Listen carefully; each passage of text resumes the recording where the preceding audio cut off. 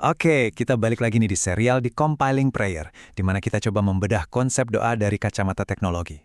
Kita sekarang udah masuk ke modul keempat dari total 5 modul, dan hari ini kita bakal melakukan audit sistem untuk sebuah fitur yang wah kedengarannya canggih banget, telemetri terenkripsi. Nah, biar kita ingat lagi ya perjalanan kita sejauh ini, kita mulai dari protokol ping yang paling dasar, terus kita coba tembus firewall ketat dari sistem legacy, sampai akhirnya kita dapat akses langsung lewat migrasi cloud. Dan sekarang kita ada di sini, di modul 4. Siap-siap buat ngoprek fitur komunikasi bawaan yang luar biasa canggih. Jadi apa aja yang bakal kita audit hari ini? Pertama, kita bakal identifikasi dulu batasan sistem inti, atau bisa dibilang hardware kita sendiri. Terus kita analisis solusi canggih yang dirancang buat ngatasin batasan itu. Ketiga, kita periksa arsitektur keamanannya.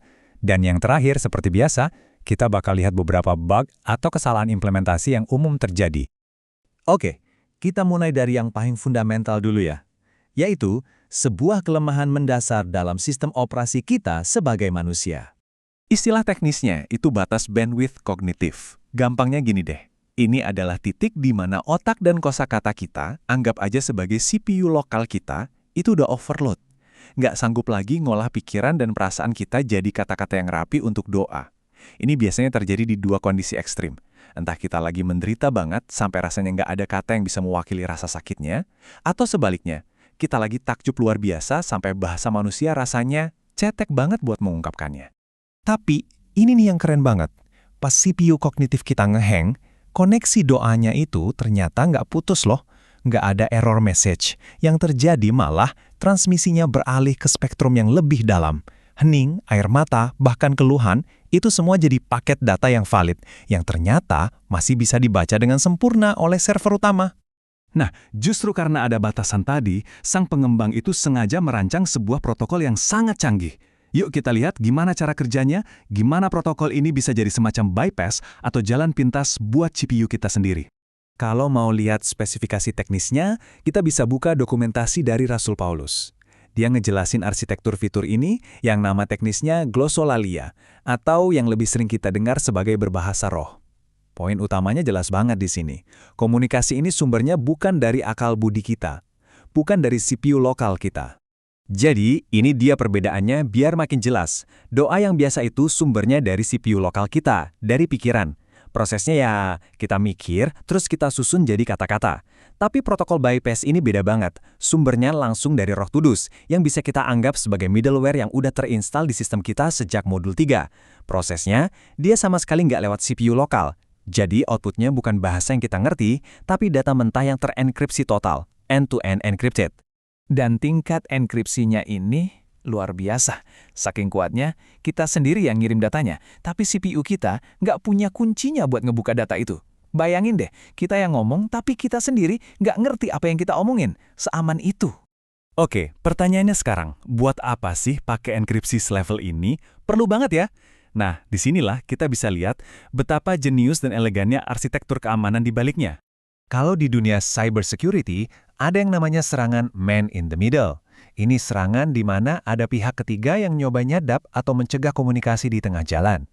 Nah, di alam spiritual, protokol ini dirancang biar 100% kebal dari hal-hal semacam itu.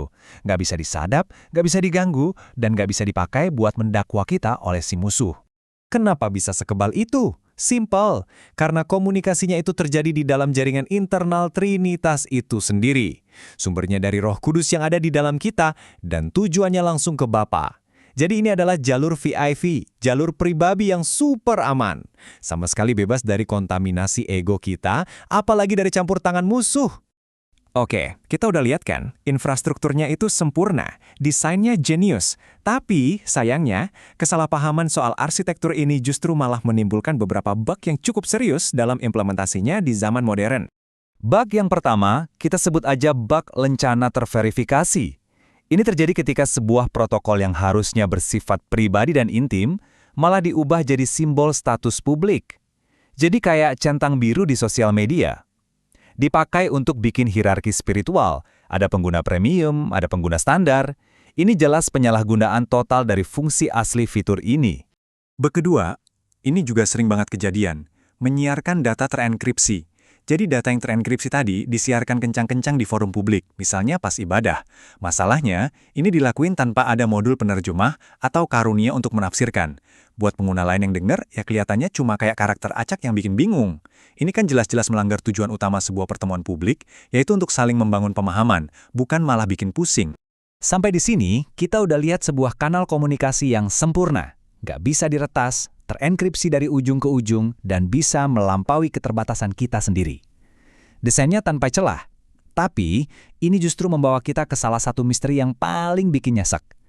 Apa yang terjadi kalau kita pakai koneksi sempurna ini di tengah-tengah krisis hidup kita, tapi dari seberang sana, servernya seolah diam 1000 bahasa? Nah, error request timeout inilah yang akan kita hadapi di modul kita yang terakhir.